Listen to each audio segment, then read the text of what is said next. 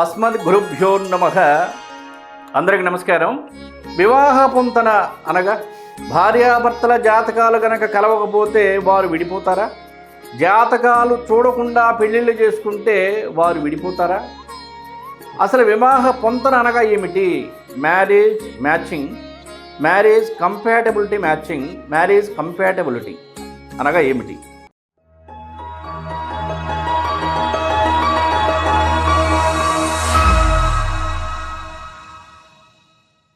ఇప్పుడు చాలామంది ఎలా ఆలోచిస్తూ ఉంటారంటే, పూర్వం ఏ జాతకాలు చూసుకొని పెళ్ళిళ్ళు చేసుకున్నారు,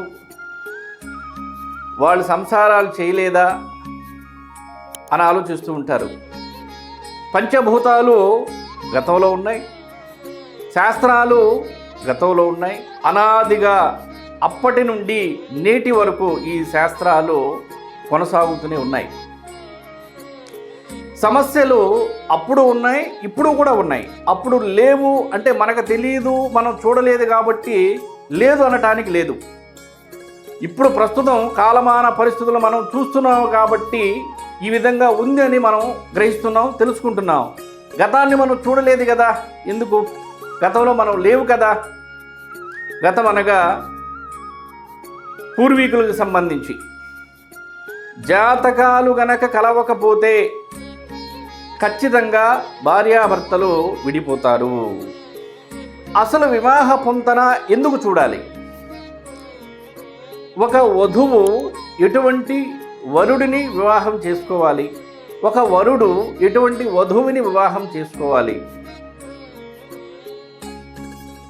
అమ్మాయి ఎటువంటి అబ్బాయిని పెళ్లి చేసుకోవాలి, అబ్బాయి ఎటువంటి అమ్మాయిని పెళ్లి చేసుకోవాలి. గుణగణాలకు సంబంధించి ఎందుకు చూడాలి? వివాహ జీవితం పచ్చగా ఉండుట కోసం. అనగా ఈ రోజుల్లో మనం చూస్తూనే ఉన్నాం, పెళ్ళైన రెండో రోజు మూడో రోజు కూడా సపరేషన్ అయినటువంటి వాళ్ళు ఎంతోమంది ఉన్నారు. ఏదో ఒక సంబంధం చూసి పెళ్లి చేసుకున్న తర్వాత, పెళ్లి చేసిన తర్వాత నెలలోనో 2 నెలల్లోనో 3 నెలల్లోనో 6 నెలల్లోనో సంవత్సరంలోనో డైవర్స్ అయ్యి విడిపోయి అమ్మగారింటికి అమ్మాయి, తండ్రి గారింటికి అబ్బాయి వెళ్ళిపోయినటువంటి పరిస్థితులను ప్రస్తుతం కాలమాన పరిస్థితుల్లో ఎంతోమందిని చూస్తూ ఉన్నాం, జరుగుతున్నాయి కూడా సమస్యలు. అంటే దానికి 2 కారణాలు. ఒకటి వ్యక్తిగత ఆలోచనలు కావచ్చు, 2 జాతకాలు కలవకపోవటం కావచ్చు, గ్రహస్థితి బాగలేకపోవటం కూడా కావచ్చు. 100కి 100%. ఈ విధంగా ఎవరిని ఎవరు వివాహం చేసుకోవాలి, చేసుకుంటే వీరి జీవితం ఎలా ఉంటుంది అని తెలియచెప్పేదే వివాహ పొంతన. జ్యోతిష శాస్త్రం ప్రకారం ఎటువంటి నక్షత్రంతో కూడినటువంటి అమ్మాయిని, ఎటువంటి నక్షత్రంతో కూడినటువంటి అబ్బాయిని ఎవరు వివాహం చేసుకుంటే వీరి యొక్క జీవన విధానం ఇలా ఉంటుంది, ఇలా ఉండబోతుంది అని చెప్పేదే వివాహ పొంతన. జ్యోతిష శాస్త్రం ప్రకారం మన పూర్వీకులు, ఋషులు, మహర్షులు, పెద్దవారు, కుటుంబంలో ఎవరైనా పెద్దవారు ఉన్నప్పుడు బిడ్డ ఎక్కడికైనా దూర ప్రాంతాలకు ప్రయాణం చేసేటప్పుడు మంచి చెడ్డలు చెప్తుంటారు. నాయనా, సమయానికి వెళ్ళు, జాగ్రత్తగా ఉండు, ఎవరితో మాట్లాడొద్దు, నీ పనింటో నువ్వు చూసుకో, లేనిపోయిన సమస్యలో వేలు పెట్టొద్దు. ఇవన్నీ ఎందుకు చెప్పారు? ఎందుకు చెప్తున్నారు? ఎందుకు చెప్తారు? బిడ్డ ఆపదల పాలు అవ్వకుండా ఉండటం కోసం. అతనికి అనుభవం లేదు కాబట్టి, పెద్దవారుగా ఉండి వారికి ఒక అనుభవం ఉంది కాబట్టి మంచి చెడు చెప్పడంలో తప్పు లేదు కదా. అలాగే మన పూర్వీకులు జ్యోతిష శాస్త్రానికి సంబంధించి, జ్యోతిష శాస్త్రం ప్రకారం వివాహానికి సంబంధించి ఈ యొక్క జాగ్రత్తలు తీసుకోండి. ఇలా ఉన్నప్పుడు ఎటువంటి పరిహార మార్గాలు చేసుకోవాలి? నక్షత్రం ప్రకారం కానీ, నామకరణ ప్రకారం కానీ అవన్నీ కూడా మానవులందరూ కూడా బాగుపడటం కోసం, వారు నష్టపోకుండా ఉండుట కోసం, వారికి మంచి జరగడం కోసం చెప్పినటువంటి అంశాలు తప్ప అభూతి కల్పనలు కావు.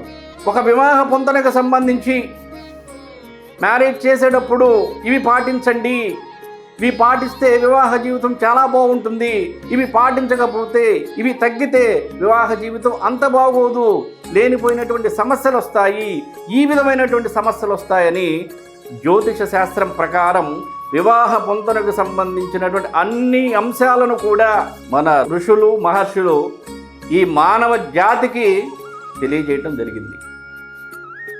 అది మంచిగా చెడుగా మీరే ఆలోచించండి.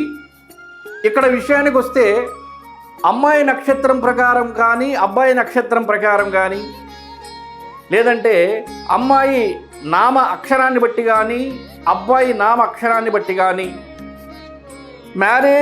మ్యాచింగ్కి సంబంధించి కనుక మనం చూసినప్పుడు ఎన్ని గుణాలు కలుస్తున్నాయి, ఎన్ని గుణగణాలు కలవట్లేదు, ఎన్ని గుణగణాలు కలుస్తున్నాయి అనేటువంటి అంశం మనకు అర్థమవుతుంది. అలా అర్థమైనప్పుడు మనకేం తెలుస్తుందంటే వీరిద్దరికి మ్యారేజ్ చేస్తే వీరి మ్యారేజ్ లైఫ్ ఇలా ఉంటుంది, బాగుంటుంది, బాగుండదు, చాలా క్లారిటీగా తెలుస్తుంది. ఒకటే చెప్తున్నాను, శాస్త్రం శాస్త్రమే, శాస్త్రం ఎప్పుడూ తప్పు చెప్పదు. శాస్త్రం చెప్పేవాళ్ళు తప్పు చెప్తారు. అప్పటికైనా ఇప్పటికైనా పంచభూతాలు ఉన్నది ఎంత వాస్తవమో, మన తాతలు తండ్రులు ముత్తాతలు పితృదేవతలు ఉన్నటువంటి ఎంత వాస్తవమో, వాస్తు శాస్త్రం కానీ జ్యోతిష శాస్త్రం కానీ పురాణాలు కానీ ఇతిహాసం ఇవన్నీ భగవంతుడైనా సరే ఉన్నది అంత వాస్తవం. మీరు నమ్మినా నమ్మకపోయినా సరే గాలి పీల్చకుండా ఎవరూ బ్రతకలేరు. పంచభూతాలలో పంచభూతాలు లేకుండా ఎవరూ బ్రతకలేరు. అది ఎంత సత్యమో ఇది కూడా అంతే సత్యం. చెప్పేటువంటి వారి స్వార్థాలోచనలకు సంబంధించి వారి స్వార్థ సంపాదన కోసం శాస్త్రాన్ని అవహేళన చేసినట్లు చెప్పారు తప్ప శాస్త్రము తల్లి వంటిది. శాస్త్రాన్ని నమ్మినవాడు బాగుపడతాడు, శాస్త్రాన్ని నమ్మనివాడు చెడిపోతాడు. అది ఏ శాస్త్రమైనా కావచ్చు, వైద్య శాస్త్రం కావచ్చు, గణిత శాస్త్రం కావచ్చు, అర్థశాస్త్రం కావచ్చు, ఏదైనా కావచ్చు. వివాహ పొంతనకు సంబంధించి జ్యోతిష శాస్త్రం ప్రకారం ఇక్కడ కనుక మనం గమనిస్తే 8 అంశాలు ఉన్నాయి. ఇందులో కూడా 2 విషయాలు. ఒకటి, పర్ఫెక్ట్గా పుట్టినటువంటి వివరాలు ఉండి అబ్బాయి జాతకము అమ్మాయి జాతకం చూస్తే యాక్యురేట్గా చాలా పర్ఫెక్ట్గా ఇద్దరు జాతకాల యొక్క అంశాలు మనకు బయటపడతాయి. అలా కాకుండా పేరు ప్రకారం కనుక మనం చూసుకుంటే అది 100% పర్ఫెక్ట్నెస్ కాదు, అది 100% జాతక పొంతన కుదరదు. మనకి ఎటువంటి ఇబ్బందులు వీళ్ళ కలుగుతాయనేటువంటిది నామకరణను బట్టి తెలియదు. సో అది సరైనటువంటి విధానం కాదు. జాతక చక్రం ఒరిజినల్ ఉన్నప్పుడు అమ్మాయి నక్షత్రం అబ్బాయి నక్షత్రానికి సంబంధించి ఈ 8 అంశాలు వర్ణకూటం, వస్యకూటం, తారాకూటం, యోనికూటం, గ్రహమైత్రి, గణకూటం, రాశికూటం, నాడీకూటం. వర్ణకూటం అనగా వర్ణములు, వస్యకూటం అనగా మానవ, తారాకూటం అనగా తారాబలం. తారాబలం అనగా 9 తారలు ఉన్నాయి. అమ్మాయికి అబ్బాయి ఏ తార అవుతున్నారు, అబ్బాయికి అమ్మాయి ఏ తారాబలం అవుతుంది? జన్మతార అవుతుందా, విపత్తార అవుతుందా, క్షేమతార అవుతుందా, నైధన తార అవుతుందా, మిత్రతార అవుతుందా, పరమమిత్ర తార అవుతుందా, ఏ తార అవుతుంది?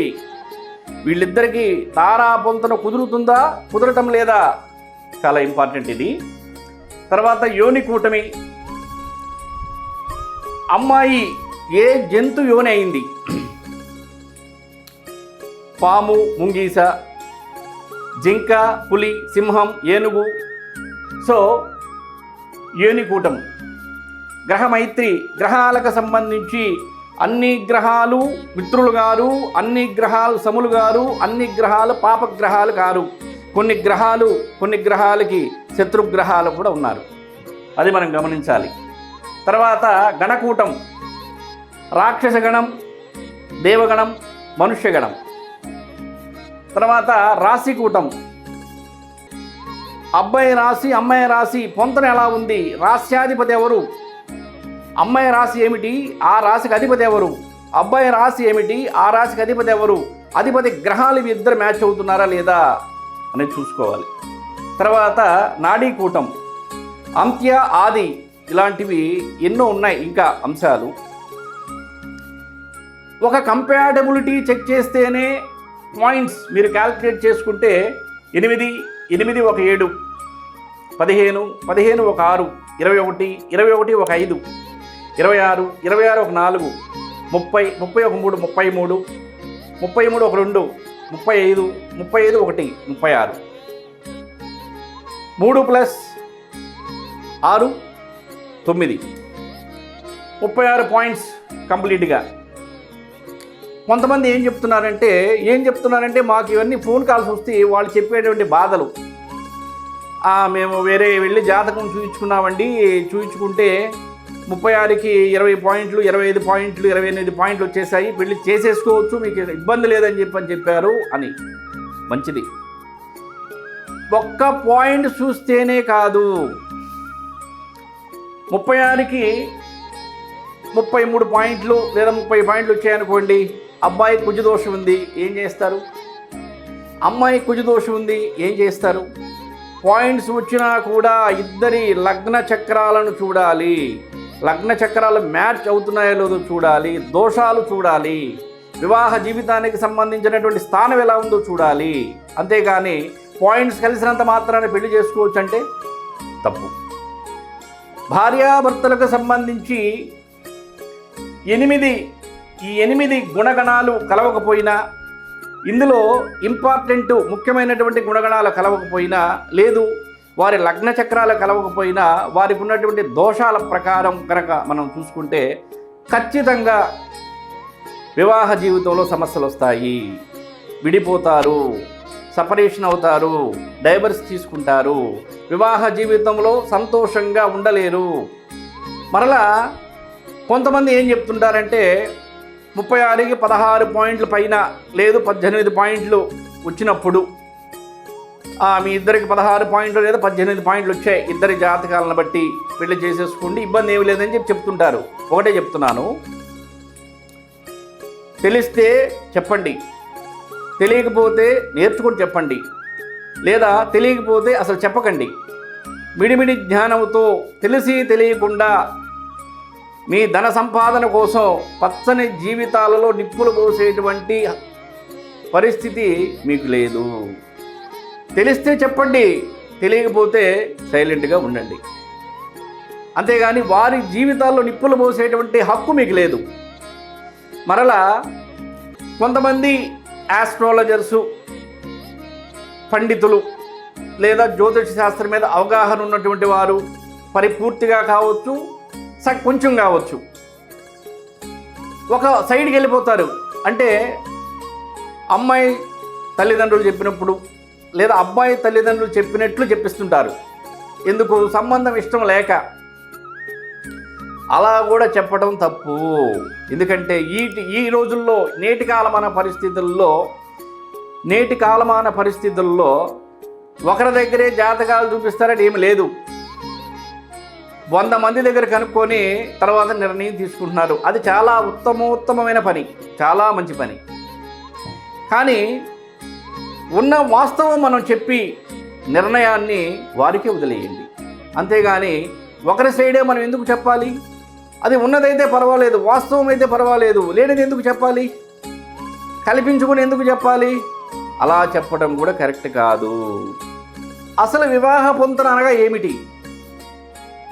ఫలానా అమ్మాయి ఫలానా అబ్బాయి వివాహం చేసుకుంటే వీరి వివాహ జీవితం చాలా బాగుంటుంది, మరలా ఫలానా అమ్మాయి ఫలానా అబ్బాయి వీరి వివాహం చేసుకుంటే వీరి వివాహ జీవితం అంత బాగోదు, ఇలాంటి సమస్యలు వస్తాయి అని నిక్కచ్చిగా చాలా క్లియర్గా చెప్పేదే మ్యారేజ్ కంపాటబిలిటీ, మ్యారేజ్ మ్యాచింగ్. ఇక్కడ మీకు ఇంకొక సందేహం రావాలి. అవునండి, మేము చాలా పర్ఫెక్ట్గా జాతకాలు చూసాము, అమ్మాయి లగ్న చక్రం చూసాం, గ్రహస్థితి చూసాం, ప్లానెట్ పొజిషన్ చూసాం, అబ్బాయి ప్లానెట్ పొజిషన్ చూసాం, అబ్బాయి నక్షత్రం అమ్మాయి నక్షత్రం గుణగణాలు అన్నీ చాలా పర్ఫెక్ట్గా ఉన్నాయి, అయినా కూడా విడిపోయారు. దీనికి మీరేం చెప్తారు? అసలు మీకు ఈ పాయింట్ రావాలి, ఈ ఆలోచన రావాలి.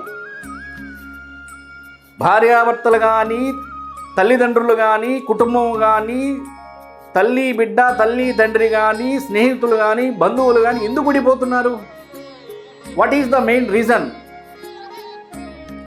అత్యాశలు, క్రూరమైన స్వభావం, చెడు ఆలోచనలు, అర్థం చేసుకునేటువంటి మనస్థితి, ఆలోచన లేకపోవటం, అండర్స్టాండింగ్ చేసుకునే పరిస్థితి లేకపోవటం మొదలగు కారణాల వలన విడిపోతూ ఉంటారు. అలాగే భార్యాభర్తల విషయంలో కూడా జాతకాలు కలవకపోయినా, జాతకాలు చెప్పేటువంటి వాళ్ళు పర్ఫెక్ట్గా చెప్పకపోయినా, అంటే వారి దోషాలని, జాతకాలు కలవలేదని చెప్పని వారి కోసం జాతకాలు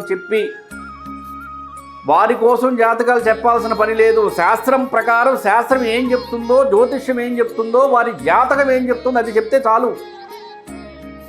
వారికి నచ్చినట్లు చాలామంది ఫోన్లు చేసి రాంగ్ చెప్తున్నారు. నెగిటివ్ కాదు, వాస్తవం చెప్పడం మంచిది. కాకపోతే వాస్తవాన్ని జీర్ణించుకునేటువంటి పరిస్థితుల్లో మీరు లేరు. అది అక్కడ కారణం. నెగిటివ్ చెప్తున్నారా, వాస్తవం చెప్తున్నారా? వాస్తవం నెగిటివే, అబద్ధం నెగిటివ్ కాదు. ఇప్పుడు మీ జాతకం బాగలేకుండా బాగుందని నేను చెప్పాను అనుకోండి, అది మీకు పాజిటివ్, కానీ అది నెగిటివ్. మీ జాతకం బాగున్నప్పుడు బాగుందని చెప్పడం, బాగలేనప్పుడు బాగలేదని చెప్పడం కరెక్ట్. కొంతమంది ఏం చేస్తారంటే రాంగ్ డేట్ ఆఫ్ బర్త్ ఇస్తారు. పెళ్ళి అవ్వట్లేదు, లేట్ అవుతుంది, కుజదోషం ఉంది, ఏం చేస్తారు? డేట్ ఆఫ్ బర్త్ తప్పిస్తారు. తద్వారా ఏం జరుగుతుంది? జరగాల్సిన నష్టం జరుగుతుంది. వాస్తవం దోషం ఉంది కదా, అవాస్తవం కదా తప్పు డేట్ ఆఫ్ బర్త్. అలా చేయటం వలన, ఇంటెన్షన్స్ పెరిగిపోవటం వలన, అత్యాశలు పెరిగిపోవటం వలన ఈ రోజుల్లో ఎలా ఆలోచిస్తున్నారంటే, వివాహ జీవితానికి సంబంధించి నాకు వచ్చేటువంటి హస్బెండ్ రిచ్ పర్సన్ వస్తారా, పూర్ పర్సన్ వస్తారా, అతను మంచివాడా, అండర్స్టాండింగ్ ఉన్నటువంటి వ్యక్తే కాదా, లేదు హార్డ్ వర్కింగ్ చేసేటువంటి వ్యక్తే కాదా, సోమరిపోతుతనంతో ఉంటాడా, ఇవి కాదు. రిచ్ పర్సన్ వస్తారా రారా, ఇదే ఇంపార్టెంట్ ఈ రోజుల్లో. కాబట్టి జాతకాలు కలవకపోయినా జ్యోతిష శాస్త్రం ప్రకారం ఖచ్చితంగా వివాహ జీవితంలో సమస్యలు వచ్చి తీరుతాయి. చిన్న చిన్న సమస్యలను పెద్దవి చేసుకోవద్దు. వివాహ జీవితానికి సంబంధించి చిన్న చిన్న సమస్యలే గాలివాన్లాగా, పెద్ద గాలివాన్లాగా మారుతాయి. అభిప్రాయ భేదాలు, సపరేషన్ అయిన తర్వాత, డైవర్స్ తీసుకున్న తర్వాత అప్పుడు ఆలోచిస్తారు అసలు ఏ కారణం చేత మేము విడిపోవాల్సి వచ్చింది అని. నేను ఒకటే చెప్తున్నాను, కొన్ని లక్షల జాతకాలు చూసినటువంటి అనుభవం నాకుంది, నేషనల్ అండ్ ఇంటర్నేషనల్గా. వివాహ పొంతన, మ్యారేజ్ కంపాటబిలిటీ గనక కుదరకపోతే ఖచ్చితంగా విడిపోతారు. మీరు ఎన్ని ప్రయత్నాలు చేసినా, భార్య కావాలని భర్త ప్రయత్నం చేసినా, భర్త కావాలని భార్య ప్రయత్నం చేసినా కూడా మీ వివాహ జీవితం నిలబడదు. కాబట్టి జాతకాలు పర్ఫెక్ట్గా పాటించేటువంటి వాళ్ళు, అమ్మాయి జాతకం క్లియర్గా, అబ్బాయి జాతకం క్లియర్గా, ఇద్దరి జాతకం కంపాటబిలిటీ చాలా క్లియర్గా తెలుసుకొని, వాస్తవ అవాస్తవాలను గ్రహించి తెలుసుకొని, తద్వారా చేసుకోవాల్సినటువంటి పరిహారాలు చేసుకుంటూ ముందుకు పోవటం వలన మీ వివాహ జీవితం అనేటువంటిది అప్సెట్ కాదు. జ్యోతిష శాస్త్రం ప్రకారం వివాహ పొంతన పాటించుట చాలా మంచిది, పాటించకపోతే అది మీ ఇష్టం. సర్వే జన సుఖినో భవంతు. నమస్కారం.